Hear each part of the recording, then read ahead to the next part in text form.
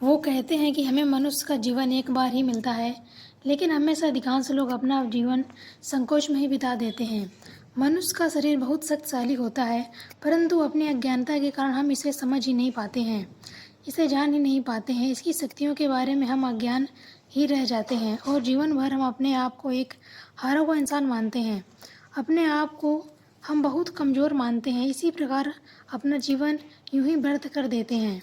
क्या आपने कभी एक पल ये सोचने का प्रयास किया है कि जो आपके पास है, जो ये मनुष्य का शरीर है, वह अपार शक्तियों का मालिक है? कभी आपने ये सोचा है कि जितनी शक्तियाँ या क्षमताएं आपके शरीर में हैं, अर्थात एक मनुष्य के पास जितनी शक्तियाँ हैं, क्या उतनी ही क्षमताएं और शक्तियाँ दूसरे प्राणी के पास हैं? हम मनुष्य किसी भी चीज़ को बड़ी ही बारीकी से एहसास करते हैं, उसका अनुभव करते हैं, और हम जो करना चाहते हैं वह काम करने के लिए पूरी क्षमता हमारे पास है। क्या हम इसका पूरा इस्तेमाल कर पाते हैं? नहीं। आपने एक बात तो सुनी ही होगी, ये काम मुझसे नहीं हो पाएगा, मैं भला इस काम को कैसे कर सकता हूँ? नहीं नहीं, मेरे पास इतनी ताकत नहीं है, ये तो बहुत ही कठिन कार्य है। और कई लोग तरह तरह के बहाने भी बनाते हैं। मैं इस कार्य को कर लेता अगर मेरे पास ऐसा ना हुआ होता, मेरी तो परिस्थितियाँ ही खराब थीं, अन्यथा यह कार्य कोई बड़ा कार्य नहीं है, इसे मैं तो चुटकियों में कर देता।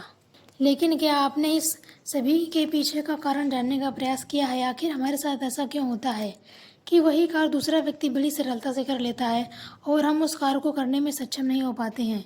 इसका सीधा सरल जवाब है, क्योंकि वो आप खुद हैं जो खुद को धोखा देते हैं। आप ही वो हैं जो खुद का साथ नहीं देते हैं। आप ही हैं जो अपनी क्षमताओं को पहचानना नहीं चाहते। अगर आप हमेशा अपने काम से भागते फिरते हैं, आप ही हैं जो अपना काम पूरी ईमानदारी से नहीं करना चाहते हैं। आपके मन में हमेशा एक दुविधा होती है, एक संशय होती है, एक शंका होती है, क्या मैं इस कार्य को पूरा कर पाऊंगा? तभी वहीं पर आपका दूसरा मन कहता है, यह काम तो बहुत ही कठिन है, मैं इसे पूरा नहीं कर सकता, यह मेरे बस का नहीं है। यही दुविधा, यही शंका, खुद की क्षमता को न पहचानना आपका पूरा जीवन यूं ही व्यर्थ कर देता है और कभी भी अपनी शक्तियों से परिचित नहीं हो पाते हैं। और इसी कारण हम में से अधिकांश लोग अपने कार्य को बेमन से करते हैं, मानो वो उनकी कोई मजबूरी हो। वह उस कार्य को ज़बरदस्ती करते हैं ताकि उसका घर परिवार ठीक से चल सके। इसलिए हम अपने कार्य को कभी भी खुशी से नहीं कर पाते हैं।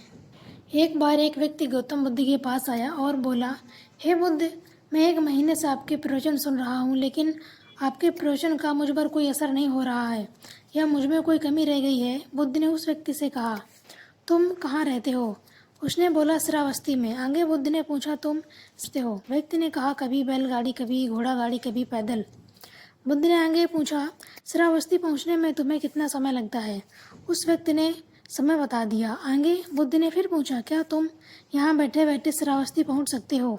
व्यक्ति बोला, वहाँ पहुँचने के लिए मुझे किसी साधन की ज़रूरत होगी या पैदल चलना पड़ेगा। ऐसे तो संभव नहीं है कि यहाँ बैठे बैठे मैं श्रावस्ती पहुँच जाऊँ। तब बुद्ध ने कहा, ज्ञान की बातें सुन लेने से या पढ़ लेने से तुम अच्छे नहीं बन सकते। तुम्हें ज्ञान को आत्मसम्मान करना होगा, उन आदर्शों पर चलना होगा। उस व्यक्ति को अपनी गलती का एहसास हो चुका था कि बुद्ध का समझाना क्या क्या मतलब था, या बुद्ध उसको क्या समझाना चाह रहे थे।